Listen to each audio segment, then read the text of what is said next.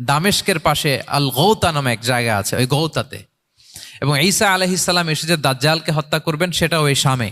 ফিলিস্তিনের বাবুল লুদ এখনো একটা জায়গা আছে, ওই জায়গাটার নাম এখনো বাবুল লুদ, ওখানে তিনি দাজ্জালকে হত্যা করবেন। এবং সেখানে একটা সাদা মিনারা আছে, ফেরেশতার পাখায় ভর করে ঈসা আলাইহিস সালাম তখন সেখানে নেমে আসবেন। ওই ফিলিস্তিনের ওই শাম দেশের ওই মিনারার পাশে তিনি এসে পৃথিবীতে তিনি নজুল করবেন, নজুল ঈসা আলাইহিস সালাম। তো তিন এবং জাইতুনের কসম করে বেসিকলি আল্লাহ তাআলা ঈসা আলাইহিস সালামের জন্মস্থানের কসম করেছেন। কারণ তিন এবং জাইতুন, ডুমুর এবং জলপাই, অলিভ কোন দেশে বেশি হয়? শাম দেশে। আওয়াজ করে বলেন কোন দেশে? বর্তমান ফিলিস্তিন এবং সিরিয়া, এবং ওই ভূখণ্ডে আল্লাহ নবী ঈসা আলাইহিস সালামের জন্মস্থান।